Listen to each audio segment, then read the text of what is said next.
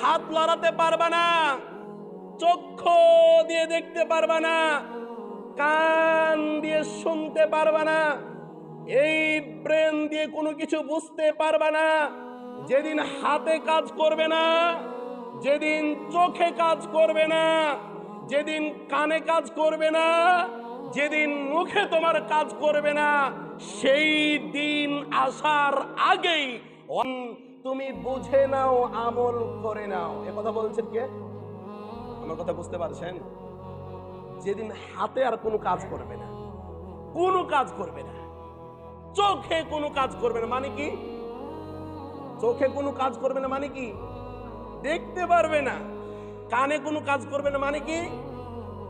শুনতে পারবে না।